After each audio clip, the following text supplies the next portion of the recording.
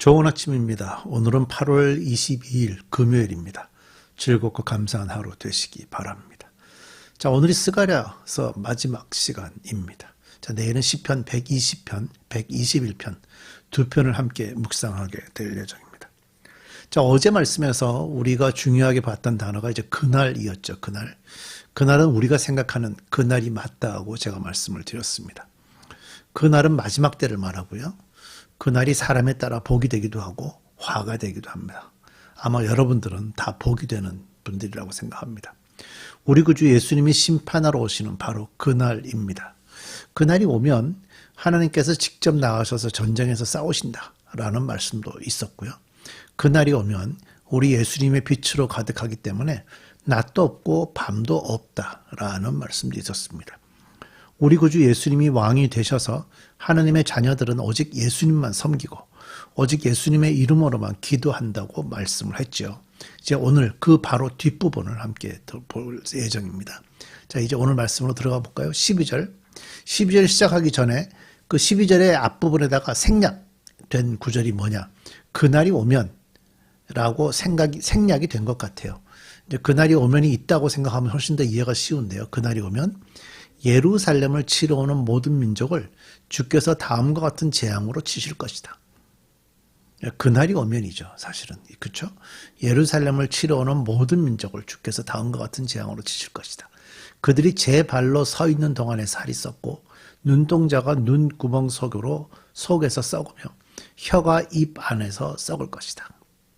무서운 일이죠.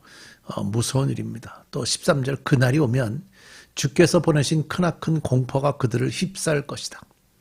그들은 서로 손을 잡고 저희들끼리 손을 들어서 칠 것이다. 유다 사람들도 예루살렘을 지키려고 침략자들과 싸울 것이다. 그들은 주변 모든 이방 나라의 재물, 곧 은과 금과 의복을 망하고 차지할 것이다. 말과 노새와 낙타와 낙이 할 것 없이 적진에 있는 모든 짐승에게도 적군에게 내린 이 같은 재앙이 내릴 것이다. 자, 마지막 날이 되면요, 그 유대를 쳐들어오는, 예루살렘을 쳐들어오는 그런 모든 민족들에게 무서운 재앙이 올 것이다 라고 얘기하죠.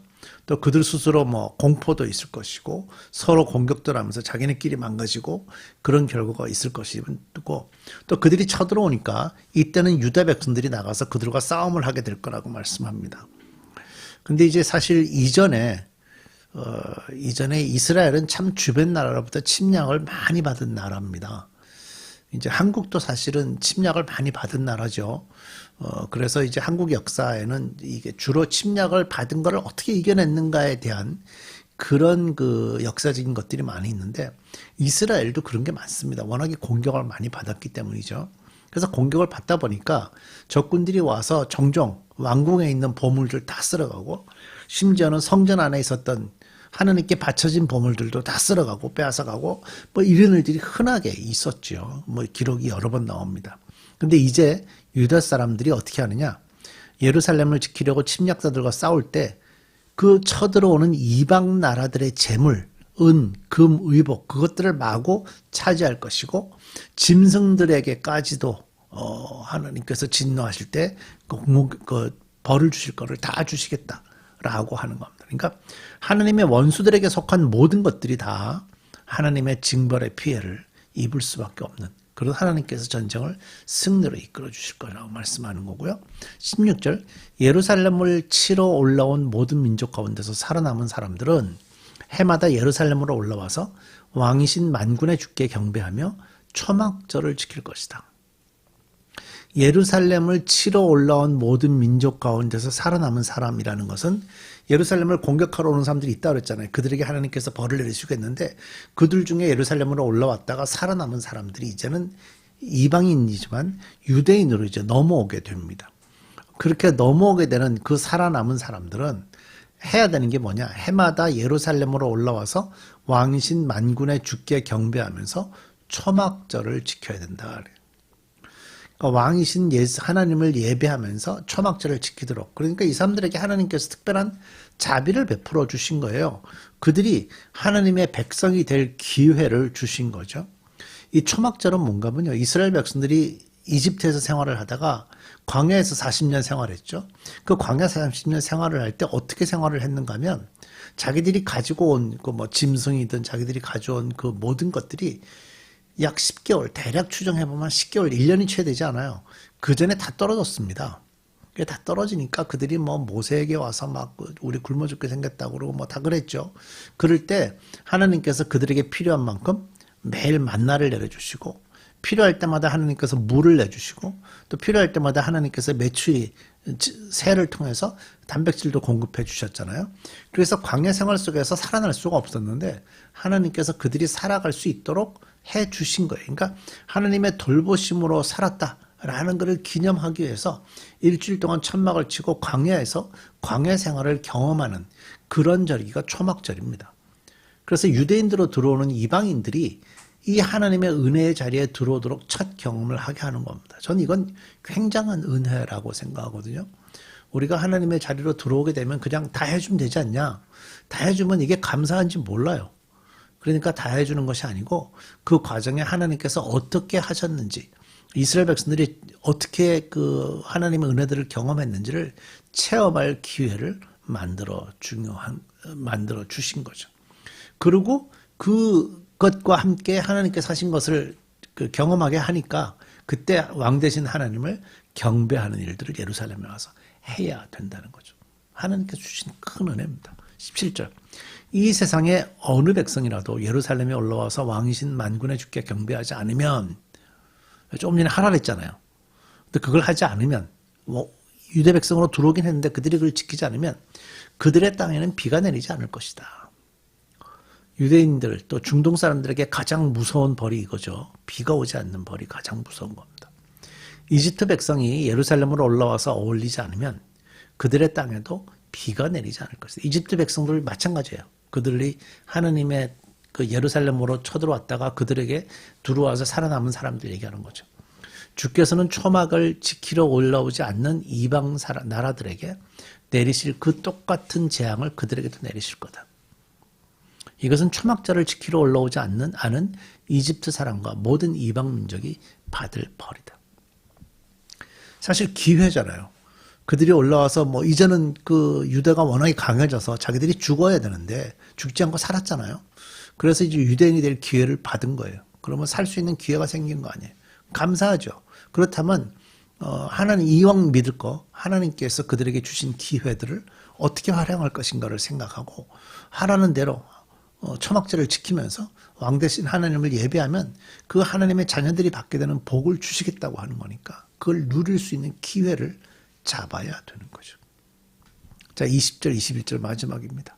그날이 오면 말방울에까지 주께 거룩하게 바친 것이라고 새겨져 있을 것이며 주의 성전 안에 있는 모든 솥이 제단 앞에 있는 그릇들과 같이 거룩하게 될 것이다. 예루살렘과 유다에 있는 모든 솥도 만군의 주께 거룩하게 바친 것이 되어 제사를 드리는 사람들이 와서 그 솥에 제물고기를 삼을 것이다. 그날이 오면 만군의 주의 성전 안에 다시는 상인들이 없을 것이다.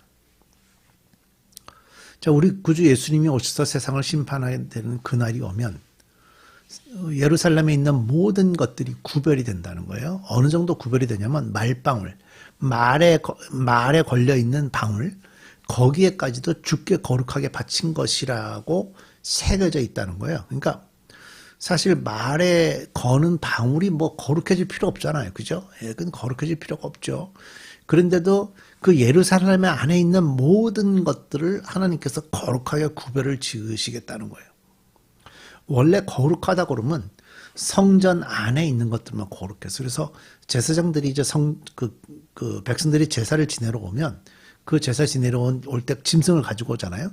그 짐승을 어디서 삶는가 하면 성전 안에 있는 솥에서만 삶았어요. 왜냐면 그 솥만이 거룩하니까. 근데 지금 여기 성경에 보니까 예루살렘과 유다에 있는 모든 솥도 만군의 주께 거룩하게 바쳐진 것이 되었다.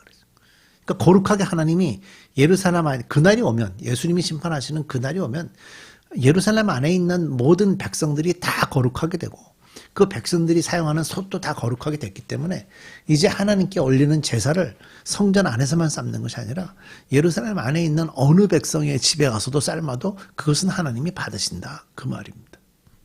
그러니까 그 정도로 하나님께서 특별하게 하나님의 백성들을 구별해서 떼놓으시겠다는 거예요.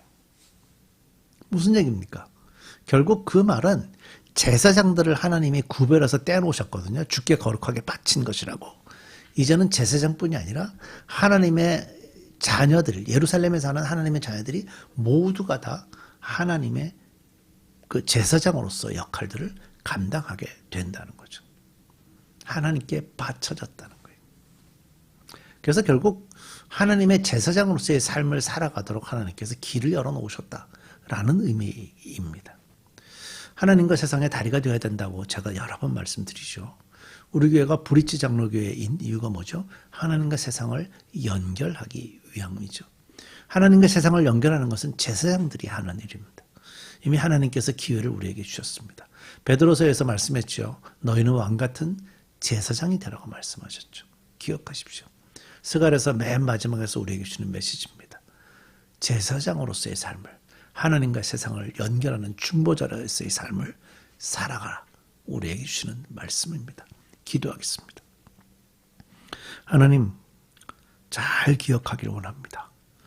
우리가 하나님과 세상을 연결하는 다리로서, 브릿지로서의 삶을 살아가게 해 주옵소서. 예수님의 이름으로 기도드립니다. 아멘.